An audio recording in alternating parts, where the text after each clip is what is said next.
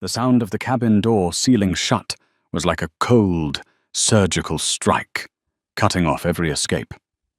Inside the narrow, airless space of Meridian, Airways Flight 788, from New York to Los Angeles, no one could have guessed that a minor confrontation was about to ignite a global storm. Victor Langford, 40-8, CEO of Langford Capital, boarded the plane as though the entire world ought to step aside. Every stride carried the rhythm of authority. Italian leather shoes striking fast against the aisle floor, the scent of expensive cologne mingling with the impatient breath of a man chasing a 9-figure deal. In his ear, a Bluetooth headset blinked blue, a tiny, arrogant pulse of technological power. "No, I don't negotiate," he snapped into the line. "Tanaka signs, or he loses the deal. There's only one rule in this game: mine." In seat 12C, Marcus Reed, 40-1, quietly lowered his book and looked up at the storm approaching in human form. He wore a pale blue shirt, soft khaki pants, and the calm presence of someone used to sitting through turbulence without ever losing his breath. To everyone else, he was just another anonymous traveler. But in his eyes was the stillness of a man who had faced the sky thousands of times. When Victor reached row 12, his gaze landed on a simple fabric suitcase neatly stored in the overhead bin. It occupied exactly half the space. The other half, he assumed, was his by natural right. He tilted his chin and shoved his oversized cognac leather briefcase toward the compartment. It didn't fit. He pushed harder. The plastic groaned under the strain. Marcus looked up, his voice calm but firm. "If you turn it sideways, it might fit better, sir." Victor snapped his head around. In those cold steel eyes, Marcus wasn't a man offering help. He was an intruder trespassing on territory. The anger didn't explode. It hissed through clenched teeth, small but sharp. "I know how to handle my things. Don't point." He shoved again, harder this time. The impact cracked the plastic lining, and Marcus's suitcase jammed sideways with a dry, jarring sound. Marcus stood, half a head taller, but his tone remained even. "No need to damage my bag. We all paid for our seats just the same." One sentence, and the entire cabin went silent. Flight attendant Olivia Park looked up, ready to intervene. But Victor smirked, a cold laugh slipping out like a blade. "You think you're on my level?" Eyes turned. The invisible current of discomfort, fear, and quiet judgment rippled through every row. Marcus didn't flinch. He simply stepped back slightly, his gaze steady, as if seeing straight through the man's fury. Outside the window, the morning sky was a washed-out gray. No one knew that only a few hours later, the man being humiliated now would become the only reason this plane would ever leave the ground. A soft click broke the stillness. Tessan Gwen, a journalist in row 15, had just hit record. The storm had found its first witness, and it had begun. The air inside the cabin thickened, heavy as if even oxygen hesitated to move. The hum of the engines outside felt distant, while every sound within seemed swallowed whole, leaving only the sharp rhythm of Victor Langford's breath and the dense silence surrounding Marcus Reed. Olivia Park, the lead flight attendant, approached quickly, her professional smile polished by thousands of flights. "Sir, please stay calm. We'll help you arrange." But Victor cut her off, his voice booming through the narrow cabin, sharp with anger and self-importance. No, I'm not going to sit here while someone takes my space. That bag doesn't belong up there. Tell him to move it or check it. I have more important things to deal with." His words ricocheted off the walls, harsh and echoing. Passengers nearby froze. A young boy, maybe 8, tugged at his mother's sleeve and whispered, "Mom, what's happening?" But she just shook her head and pulled him close. Marcus remained still, not angry, not afraid. His eyes simply pierced through the polished armor of the man before him. "There's no need for disrespect, sir," he said, each word clear but calm enough to avoid provocation. "We're all just trying to get where we need to go." The sentence fell like a drop of water on burning metal. A murmur rippled through the cabin.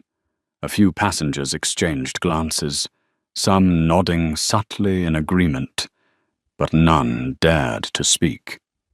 They feared trouble, or worse, ending up in a viral clip. Victor's face flushed crimson. He was a man accustomed to obedience, to bowed heads and quiet compliance. But here, in this cramped cabin, he stood before an ordinary man, one who refused to bow. "Do you know who I am?" Victor almost roared. "I paid for this seat. I pay the salaries of people like you." The words "people like you" slid from his mouth, cold and heavy. The entire cabin froze. Olivia noticed several phones subtly being raised, recording. Marcus didn't answer. He exhaled softly, then crouched slightly to adjust the strap of his bag, a small, composed gesture that only deepened Victor's humiliation. The man shoved harder, his voice trembling with fury. "I said, get off this plane if you won't listen." Olivia stepped in, raising a hand. "Mr. Langford, please control yourself. Every passenger has the right to use the overhead compartment." But Victor wasn't listening anymore. In his mind, the echo of unfinished negotiations, unsigned contracts, and the imagined pity of subordinates all blurred into blind rage. He jabbed a finger toward Marcus, shouting each word like a blade. "Get off this plane! If you don't, I'll have this airline remove you myself!" The shout detonated through the cabin, shattering what little calm was left. In row 15, Tessan Nguyen didn't miss a second. She tilted her phone, zoomed in slightly. The red recording light blinked. In the frame, one man in a designer suit, dripping arrogance. One man in a simple shirt, calm and grounded. And between them, the fragile boundary between power and dignity. Olivia whispered into her interphone, calling for support. An elderly passenger shook his head and murmured, "Strange world. The one who deserves to be thrown out isn't the one he thinks." In row 12, Marcus slowly sat back down, opened his book, and said evenly, "I'm not going anywhere. I'm just flying home." And Victor, still standing in the aisle, his hand trembling, whether from rage or shame, no one could tell. What none of them knew was that in just a few hours, it would be Victor himself who would be forced to leave that plane, in the most unforgiving sense of the word. A soft ding echoed through the cabin, cold and indifferent, like a reminder that human power meant nothing against the steel machinery of the skies. The cabin shuddered slightly. Flight attendant Olivia looked up, receiving a signal from the cockpit. The captain's voice came through the speakers, deep, professional, but carrying a faint hesitation. "Ladies and gentlemen, we've detected a technical alert. It's just a standard protocol check, but it will take a few minutes before we can depart." Passengers sighed collectively. Some unbuckled their seatbelts, others pulled out their phones to scroll. Victor Langford slumped into his seat, eyes rolling. Unbelievable, he muttered. $1 billion airline can't even start a plane. Ridiculous. Marcus Reed, still calm and silent, only glanced at his watch. He caught something in the captain's tone, a hint of fatigue that didn't belong before takeoff. An old instinct stirred in him, but he stayed quiet.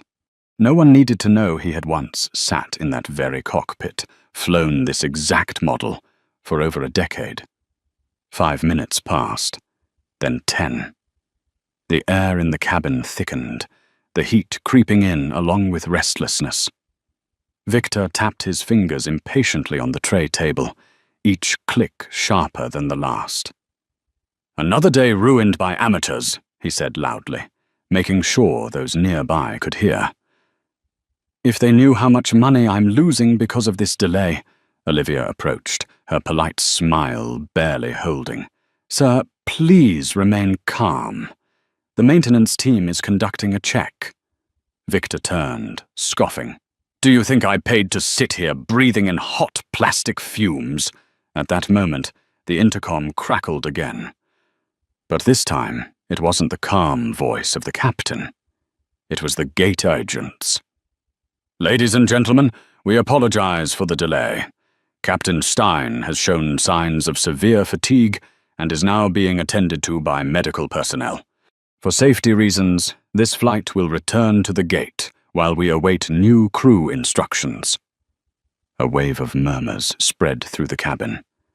Sighs, anxious whispers. Victor's head snapped up, his mouth opening, then closing again.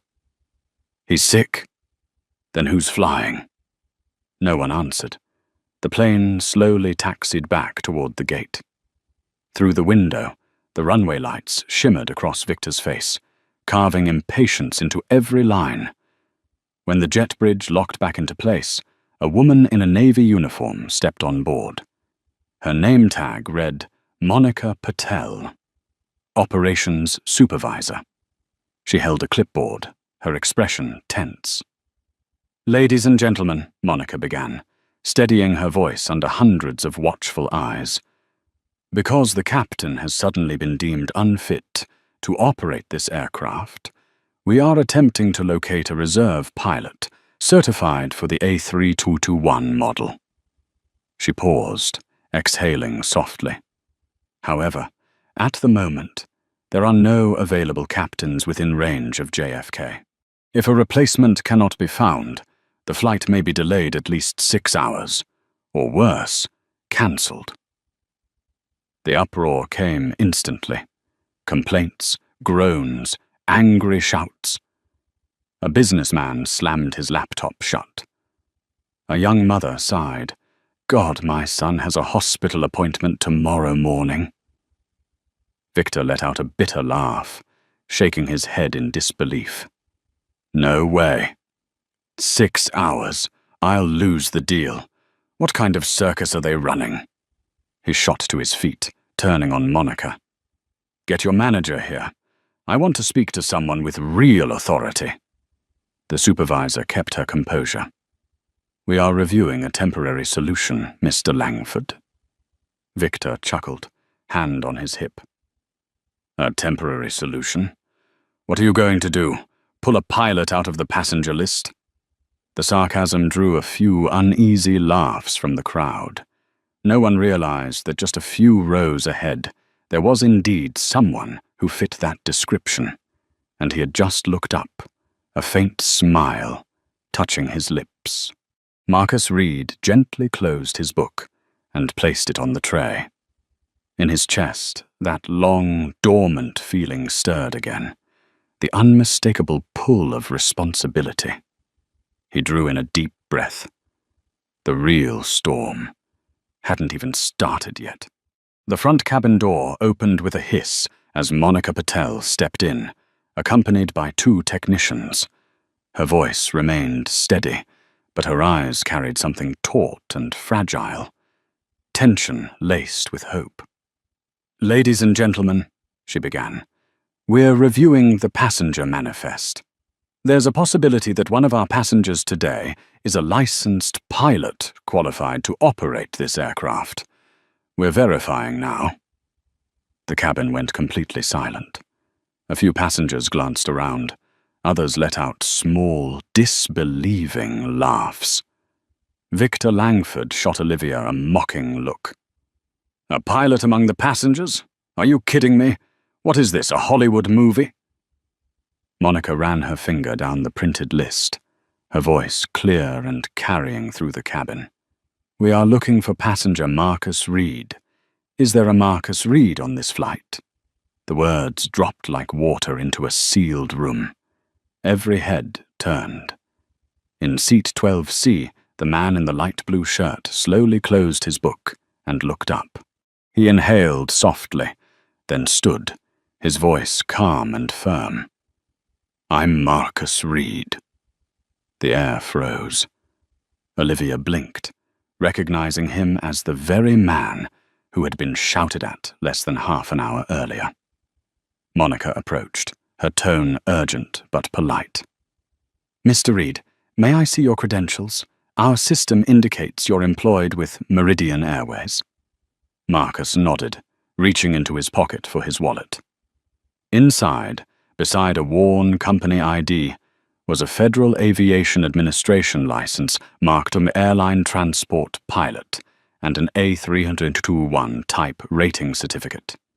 He handed them over without pride or performance, only the quiet composure of someone accustomed to carrying the weight of human lives.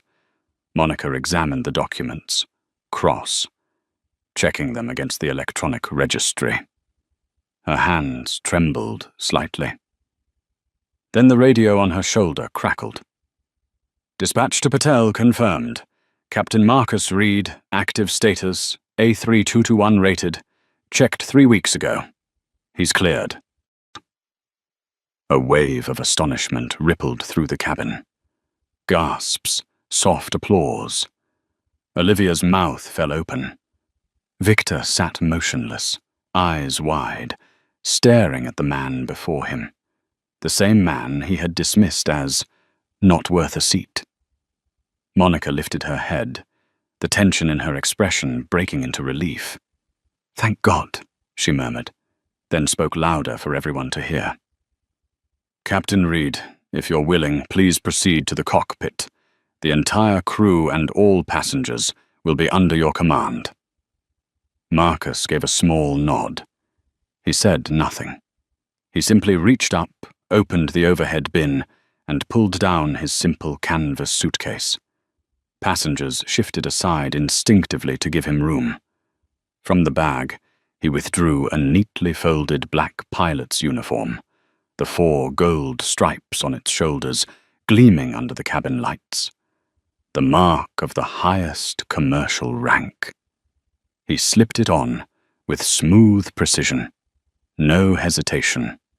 No need for showmanship. Within minutes, the anonymous man from seat 12C had become Captain Marcus Reed, the embodiment of order, competence, and calm authority. Applause filled the cabin, but he only bowed his head slightly in acknowledgement. His eyes held no pride, only the deep focus of someone preparing to carry 80 lives through the sky. As he walked past Victor, their eyes met. No words were spoken. None were needed. Marcus's gaze wasn't angry. It was as cold and clear as cockpit glass, professional, steady, untouched by ego. That silence, more than anything, made Victor feel small for the first time in his life. Marcus Reed, the man he had humiliated, was now the only person who could lift him off the ground. Straightening his collar, gripping his case, Marcus walked toward the cockpit door. Each step landed like a quiet, deliberate hammer, striking against the hollow shell of Victor Langford's pride. The cabin was silent. Only the faint click of seatbelts and the metallic sound of a zipper could be heard as Marcus Reed opened his suitcase. The cabin lights glimmered off his shirt fabric, then caught the golden threads on his shoulders. 4 gleaming bars of command. No one spoke, but every pair of eyes followed him. A few passengers pretended to scroll through their phones, but none looked away from the man whose presence was changing before their eyes. He removed his light travel shirt, folded it neatly, and slipped on a crisp black pilot's uniform, thick, structured fabric, the symbol of discipline and authority. By the time he fastened the last button, the ordinary traveler was gone. In his place stood someone who had flown through storms, who had faced decisions where a single mistake could cost hundreds of lives. He took out his cap, and when he placed it on his head, the cabin seemed to hold its breath. Olivia Park, who had witnessed the earlier argument, raised a hand to her lips. She could hardly believe what she was seeing. The quiet passenger she had tried to protect from humiliation was, in fact, her highest superior. Marcus turned to her and gave a small nod. "Prepare the cabin. I'll be in the cockpit in 1 minute." His voice, low and steady, carried a command that sent a shiver through her. It was no longer the voice of a man who had been insulted. It was the voice of a leader. In row 6, a young man stood and began to clap. Then another joined in. Within seconds, the entire cabin erupted in applause, waves of it crashing down the aisle. "This man just saved our flight," someone shouted. Marcus smiled faintly, offering a small nod in return, then pulled his suitcase and began walking down the narrow aisle. The rhythmic roll of its wheels echoed like nails being driven into the coffin of Victor Langford's arrogance. Victor sat frozen in seat 2A. Gone was the man who commanded billion-dollar deals and silenced boardrooms. His eyes followed Marcus, dazed, as if trapped in a nightmare. He replayed every cruel word he'd spoken. "People like you, get off this plane." Each one returning like a blade twisting inward. Marcus stopped beside his seat. Their eyes met. For a brief moment, time stood still. There was no anger in Marcus's gaze, only the calm, cutting certainty of a man who knew exactly where he stood. He spoke softly, just loud enough for Victor to hear. "Now sit back. I'll take it from here." Then he moved on. A few passengers rose, clearing the path. The applause rose again, louder this time, rolling through the cabin until Marcus reached the cockpit door. He turned and nodded at Olivia. "We'll be in Los Angeles, on schedule." She nodded quickly, eyes shining with admiration and awe. The cockpit door closed behind him with a sharp, metallic click. But to Victor, it sounded like the door of judgment sealing shut. As the lock turned, the roles had reversed.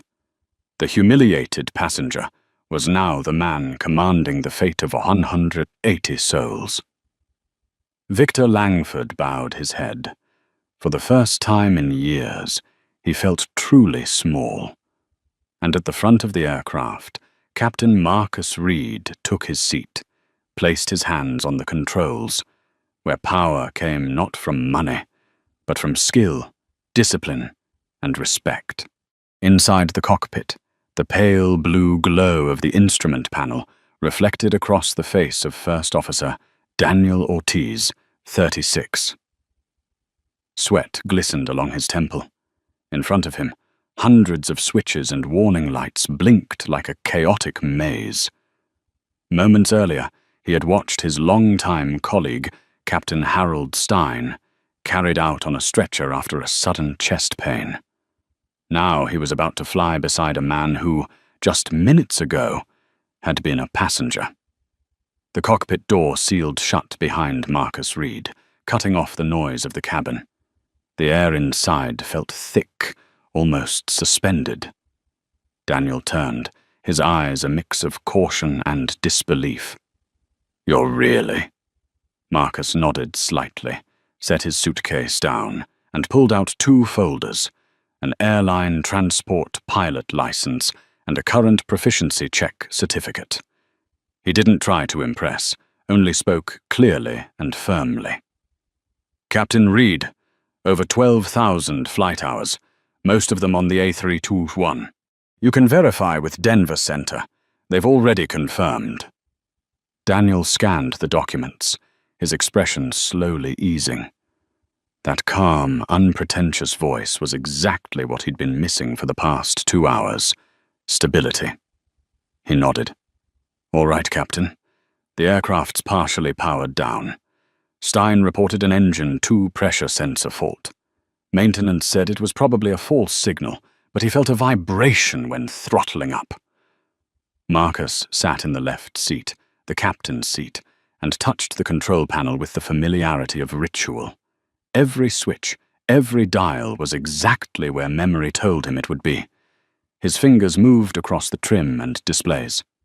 "We don't deal in probably. Start from the top, full pre, start checklist. APU off, reset electrical bus, recheck hydraulic pressure." Daniel blinked, surprised by the authority in that tone. Not commanding for dominance, but out of instinct. He began reading the checklist line by line. Fuel pumps on. Hydraulic pressure nominal. Engine 2 bleed air reset. "Good," Marcus replied briefly. Their coordination settled into rhythm, seamless, as if they had flown together for years. The cramped space, filled only with the sound of toggles clicking, the low hum of fans, and their synchronized voices. A technical symphony of precision. Marcus leaned forward, studying the diagnostics. The glow of the instruments lit his eyes. He noticed a subtle fuel trim imbalance, a detail so small most pilots would have missed it. "Trim right side down 0.2, he said. "It's skewing the pressure reading in the intake line. Try it again." Daniel adjusted. The screen flickered, then the yellow warning light snapped off. Silence for a heartbeat. Then Daniel looked up and smiled. "Lights out. System stable." Marcus leaned back. Sometimes all it takes is looking a little closer. The plane wasn't broken. It was just waiting to be understood. The words carried more than technical weight. They echoed like a parable, resonating beyond the cockpit, toward the cabin, where one man had misjudged another. Daniel drew a deep breath, picked up the intercom. "Ground control, this is Meridian 788. We have replacement captain on board. Captain Reed, A321 type rated. System checks complete. Requesting clearance for engine start." The radio crackled back. "Confirmed 788. Welcome back, Captain Reed." Marcus smiled faintly, placed his hand on the throttle, his voice low and steady as steel. "All right, Daniel. Start the engines. Let's take them home." The twin CFM engines roared to life, their deep hum rolling through the fuselage like the heartbeat of a giant coming awake. The cockpit dimmed to a calm glow, every gauge returning to green. Out in the cabin, Victor Langford looked up as the engines came alive. He didn't know that the sound, the same one he once called annoying noise, was now the sound of fate delivering him his most expensive lesson. Marcus glanced toward the sealed cockpit door, his eyes calm but infinite in depth. He had nothing left to prove. All he needed to do was fly. "Meridian 788, cleared for takeoff. Runway 2. 2 right." The voice of air traffic control came through the headset, and with a single steady nod, Marcus Reed pushed the throttles forward. The twin jet engines roared to life, sending waves of hot air rippling across the mist-covered runway. The fuselage trembled, then surged ahead, fast and sure, like a steel arrow reclaiming its dignity. In the cabin, tension hung tight as wire. Olivia Park walked down the aisle, her eyes stealing glances at the closed cockpit door. She had never witnessed a reversal of fate so absolute. The man who had been humiliated was now in command of everyone's lives. When the nose lifted off the ground, the passengers collectively held their breath, a heartbeat of silence. Then the sudden lightness of ascent, followed by the rush of applause that filled the air. "Positive climb," Daniel Ortiz announced. "Gear up," Marcus replied. In seat 2A, Victor Langford shut his eyes, gripping the armrest. Every sound, every vibration, cut into him like a blade. The man he had ordered off the plane was now the one keeping him alive at 35,000 feet. The aircraft leveled off, and the familiar ding signaled the seatbelt sign turning off. Olivia took the intercom. "Ladies and gentlemen, we've reached cruising altitude. Estimated flight time is 5 hours and 20 minutes. Please sit back and relax." But no one truly relaxed, not from fear, but from the collective awareness that they had just witnessed a living lesson in arrogance and grace. In row 15, young journalist Tessa Nguyen was typing furiously on her small laptop. She had already trimmed the footage. Victor shouting, Marcus remaining calm, Olivia stepping in. 1 minute long, sharp and cinematic. The title she typed read, "Businessman yells at black passenger, demands he get off the plane, but the truth stuns the world." She hit post, the video uploaded to Twitter and spread like wildfire. While Meridian 788 glided smoothly above silver clouds, the world below was erupting. Within an hour, the clip hit 500,000 views. Within 2, it passed 1 million. Hashtags flooding in. Hashed flying while black. Meridian 788. Karma 835,000 feet. News outlets seized on it. Langford Capital CEO humiliates passenger, not knowing he was the captain of the flight. In seat 2A, Victor felt his phone buzzing non-stop. He looked down. Dozens of notifications, messages from assistants, PR teams, his wife, investors. His name was now the hottest search term in America. The lesson of his life was unfolding live for the world to see. But in the cockpit, Marcus neither knew nor cared. His focus was fixed on the horizon ahead. Outside, the sky was turning red with sunset. Daniel glanced over and smiled. "You're remarkably calm, Captain. Down there, they're probably losing their minds." Marcus replied, his voice soft as wind. "Let them. Our job is to bring 180 people home safely. The rest belongs to the world." The words carried quiet weight, a philosophy forged through thousands of flight hours and countless moments of being underestimated, yet choosing composure over confrontation. In the cabin, Olivia poured coffee for an elderly woman whose hands trembled as she whispered, "That captain, he's extraordinary." Olivia smiled, eyes shining. "Yes, ma'am. And the most remarkable thing is, he never had to prove it." Meanwhile, Victor Langford leaned back in his seat, eyes hollow. Every subtle vibration of the aircraft pulsed like a reminder that everything he had once worshipped, power, money, status, was an illusion. Outside, the sky stretched vast and golden. In the cockpit, Captain Marcus Reed kept his hands steady on the controls, his eyes reflecting the same golden light. He didn't yet know that far below, his name was sparking a storm, not of scandal, but of faith. 3 hours after leaving New York, the western sky had darkened. The sunset bled into a deep crimson streak, surrendering to a violet-blue night that wrapped the cockpit in stillness. On the radar, a massive convective storm cell twisted above the Rockies, a storm being born mid-air, violent and unpredictable, as if mirroring human arrogance itself. Daniel Ortiz stared at the weather screen, his voice tense. "That's a strong pressure core, Captain. This one's huge. Not sure we can get around it." Marcus studied the red and yellow swirls flashing across the radar, his fingers tapping lightly on the yoke. "We'll climb to flight level 370. Southern routes are jammed. If we're lucky, we'll clear the top."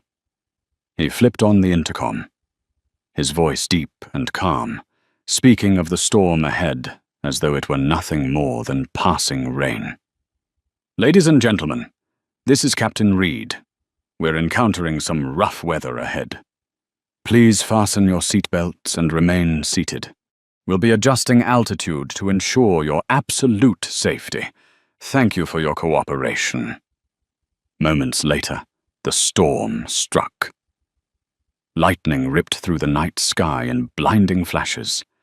The fuselage shuddered, wind howling through the thin metal shell like the roar of a wild beast. Passengers screamed. A glass shattered. A child cried out. The sound of wind battering the cockpit windows echoed like an orchestra of chaos. Olivia Park moved quickly down the aisle, hands trembling as she steadied herself on seatbacks, checking belts row by row. In the flickering light, she caught sight of Victor Langford. His face was pale, drenched in sweat despite the cool air. His knuckles whitened as he clutched the armrest, eyes locked on the ceiling. In his mind, a cruel irony surfaced. "I wanted that man off this plane. Now I'm praying he keeps it in the sky." In the cockpit, Daniel shouted over the roar. "Shear's picking up. Right side's unstable." Marcus tightened his grip on the controls, eyes fixed on the instruments. His voice never wavered. "Hold steady. Reduce cruise speed 0.02 Mach. Cut auto. Throttle. I have control." His hands moved with surgical precision, every adjustment clean and deliberate. The engine's roar softened. The aircraft dropped slightly, then steadied. Outside, the storm still raged. But inside, Marcus's calm spread like an invisible counterforce. Daniel glanced over, wide-eyed.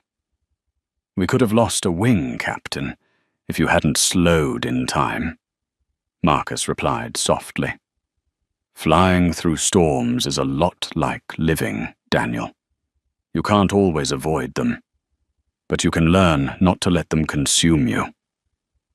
In the cabin, Olivia finally made it back to her seat, fastening her belt. The turbulence eased. The crying stopped.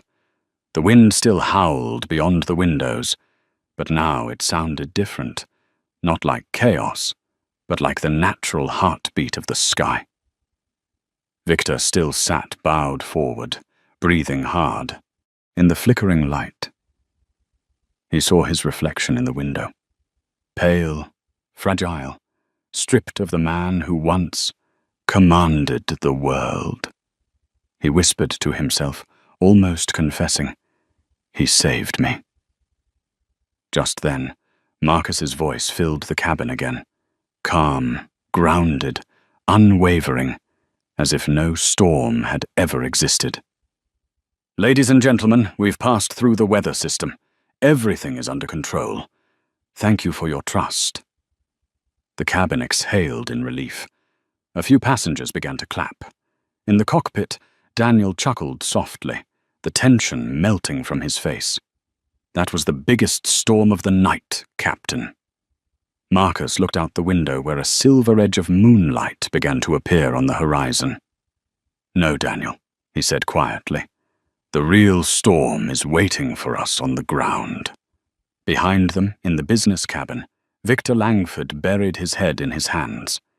He didn't know that at that very moment, Tess Nguyen's phone pinged with a notification. Her video had just passed 8 million views, and below them, as Meridian 788 sliced through the clouds, all of America was raging against his name. The storm faded. Outside the windows, the sky opened wide, calm and crystal clear, as if chaos had never existed. At 37,000 feet, Meridian 788 glided through moonlight, its metallic body shimmering silver like a silent arrow piercing the night. But inside, the aftershocks lingered. Passengers whispered, replaying what had just happened. Some spoke of the captain's composure. Others said they had never felt so safe. Only Victor Langford sat frozen, staring blankly into the dark beyond the glass. The storm still raged, not outside but within him. Then a voice from the cockpit filled the cabin. Steady, deep, like fate itself speaking. "Ladies and gentlemen, this is Captain Reed. We are beginning our descent into Los Angeles. Ground weather is clear, 22 degrees, excellent visibility. Thank you for your patience and for flying with us." Olivia Park smiled, the first genuine smile she had managed all day. She looked down the aisle, faces once tense now softened, eyes glimmering with relief. An elderly woman whispered to her, "That captain, he's a gift from God." Olivia nodded gently. "And sometimes," she said softly, "God likes to disguise himself as someone we least expect." In the cockpit, Daniel Ortiz scanned the approach chart and grinned. "You're going for a greaser, aren't you, Captain?" Marcus smiled. "I don't fly for smooth landings. I fly for correct ones." His hands moved lightly on the controls, subtle and precise. The Airbus A321 began its descent in a perfect arc. Below, the lights of Los Angeles bloomed like a glowing sea, welcoming them home. The landing gear touched down so softly, it was almost silent. No bump, no bounce, just perfection. What pilots called a greaser. And in that moment, the cabin erupted. Applause thundered. Cheers echoed. Someone shouted, "Captain Reed! Captain Reed!" Olivia looked around, eyes glistening with tears. She knew she was witnessing history, not just for aviation, but for humanity. Victor Langford remained motionless. The applause didn't soothe him. It struck like hammers against his pride. He realized the celebration wasn't for a safe landing. It was for the collapse of his arrogance. As the plane taxied to the gate, the passengers' phones began to buzz. Wi-Fi had returned, and the world came rushing in. Dozens of alerts, headlines, and messages filled every screen. A passenger gasped, "Oh my God, that video! It's viral!" In seat 2A, Victor unlocked his phone. The glow of the screen felt like judgment. On Twitter, Langford Capital CEO yells at black passenger who turns out to be the captain. Over 6 million views, thousands of furious comments. A red banner scrolled across a news feed. Langford Capital drops 12% following racial incident on Meridian 788. His throat tightened. His hands trembled as he opened his email. Urgent messages flooded in, from PR, from the board, from Tanaka in Tokyo. And one short message from his sister, Elise Langford. You've destroyed us, Victor. The screen blurred as his vision dimmed. The cabin seemed to shrink around him, the air thinning, every round of applause slicing deeper into his pride. The cockpit door opened. Marcus Reed stepped out, uniform crisp, expression calm. He shook hands with passengers, nodded politely. Voices overlapped, thank yous, praise, awe. An elderly woman clasped his hand, trembling. Son, you saved more than a flight today. Marcus smiled faintly. Just doing my job, ma'am. When Victor rose, he tried to avoid Marcus's eyes, but fate forced him to cross paths with the man he had once tried to throw off this plane. They stopped, face to face, separated by a single step. Victor's lips parted. Aye, about earlier. Marcus cut him off, his tone neither cold nor warm. It's all right, sir. We all forget our true place sometimes. A pause. Now have a safe trip, on the ground. Marcus turned away, continuing to greet the passengers. Victor stood frozen, hollow, eyed. For the first time in his life, he understood what it meant to be forgiven, but not worthy of it. As he stepped off the jet bridge, camera flashes exploded. A sea of reporters awaited. Mr. Langford, did you really discriminate against the black captain? Do you have an apology? How does it feel knowing the man you insulted just saved your life? Victor lifted his briefcase to shield his face, head lowered, walking through the storm of lights and questions, as the empire he built crumbled around him. Behind the glass, Marcus Reed remained at the cabin door, standing tall, composed. And at that moment, not in the sky, but within the hearts of everyone watching, he had just completed the most flawless landing of his life. 3 days after the incident, America was still ablaze. The story of Flight Meridian 788 dominated every morning broadcast, from major newspapers to millions of reaction videos online. But amid the storm of outrage and blame, only one person remained silent: Captain Marcus Reed. He gave no statements, no interviews, no carefully written posts. While Victor Langford stumbled through a clumsy, lawyer-scripted public apology, Marcus quietly returned to the skies. For him, proving himself was never about words. It was about action. Meridian Airways soon realized the impact of what had happened. They arranged one exclusive interview, broadcast during national prime time. The studio lights glowed.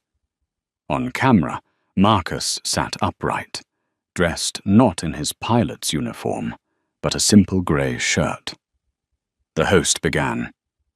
Captain Reed, the whole world knows your name now. Do you feel any satisfaction seeing the man who insulted you lose everything? Marcus looked up. The studio lights reflected in his eyes, calm, steady, profound. He spoke slowly, each word deliberate. I take no joy in someone's downfall.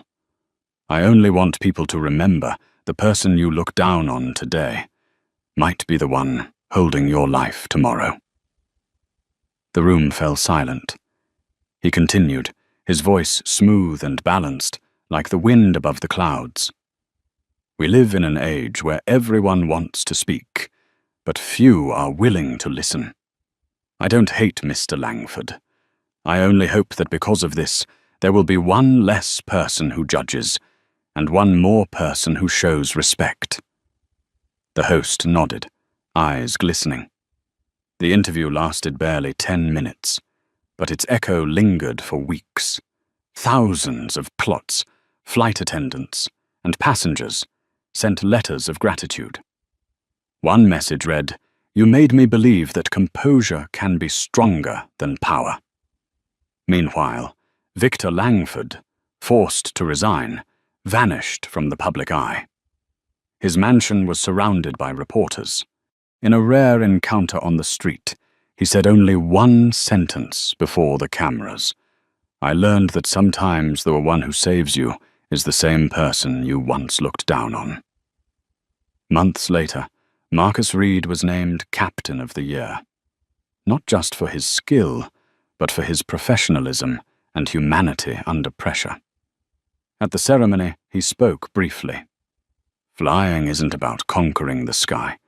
It's about learning humility before it. Because the moment you think you're greater than the wind will teach you a lesson. After the ceremony, Marcus returned to the cockpit. Another flight, another journey. As he closed the door, Daniel Ortiz pointed to a new brass plaque mounted beside it. The engraving gleamed under the cabin light. Character is what we do when no one is watching. Professionalism is what we do when everyone is. Marcus ran his hand over the words, smiling faintly. He thought about that flight, the mocking laughter, the restrained anger, the eyes that misjudged him. Then he remembered the landing, soft as breath. No revenge, no retaliation. Just one timeless truth. Dignity doesn't need to be shouted.